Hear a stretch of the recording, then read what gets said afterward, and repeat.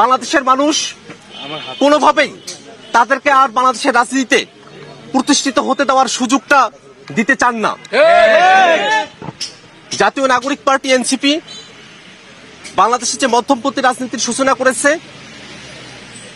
এই মধ্যমপন্থী রাজনীতিতে বাংলাদেশের সকল ধর্মের মানুষ, সকল সম্প্রদায়ের মানুষ, সকলের জন্য সমান নাগরিক অধিকার এবং মানবিক মর্যাদা নিশ্চিত করাই আমাদের লক্ষ্য।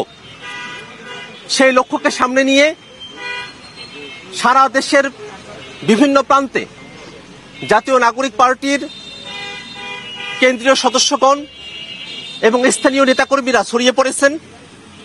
মানুষের সঙ্গে তারা মতবিনিময় করছেন, কথা বলছেন এবং এই কথা বলার মধ্য দিয়ে তরুণদের নেতৃত্বে বাংলাদেশে যে জাগরণ তৈরি হয়েছে তার প্রতি মানুষের প্রত্যাশার পারদ আমরা অনুভব করতে পারি।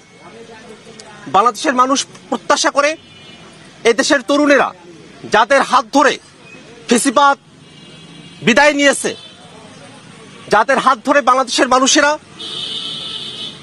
গণতান্ত্রিক পরিবেশে উত্তরণের সুযোগ পেয়েছে, সেই তরুণদের হাত ধরেই বাংলাদেশের মানুষেরা তাদের সামনের বাংলাদেশ বিনির্মাণ করতে চায়।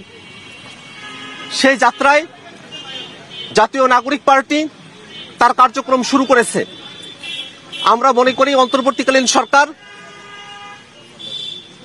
সংস্কার এবং বিচার কার্যক্রমের দৃশ্যমান অগ্রগতি নিশ্চিত করার ভিতর দিয়ে নির্বাচনের দিকে অগ্রসর হবে এবং নির্বাচনের ক্ষেত্রে অবশ্যই গণপরিষদ নির্বাচনের বাস্তবতা রয়েছে।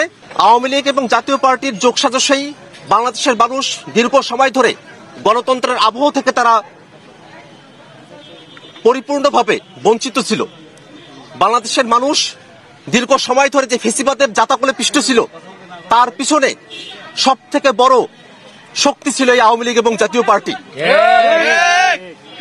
বাংলাদেশে 2024 সালে যে গণহত্যা সংঘটিত হয়েছে, এই গণহত্যার প্রকাশ্য মদতদাতা সংগঠন আওয়ামী লীগ এবং তাদের দোষর হচ্ছে এই জাতীয় পার্টি।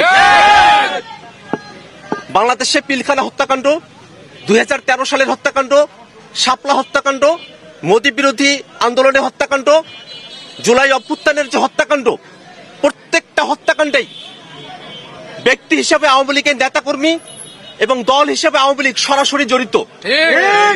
যারা গণহত্যার আঞ্জাম দেয়, যারা বাংলাদেশের মানুষের উপরে মানবতা বিরোধী অপরাধ চাপিয়ে দেয়, যারা বাংলাদেশের গণতন্ত্রকে লুণ্ঠন করে নিয়ে গেছে, এই শক্তি কোনোভাবেই গণতন্ত্রের পক্ষের শক্তি নয় এবং গণতন্ত্রকামী কোনো মানুষ এবং গণতন্ত্রকামী কোনো দেশ কোনোভাবেই কোনো ফেসিবাদী শক্তিকে তাদের দেশে রাজনীতি করতে দেওয়ার অধিকার দেয় না।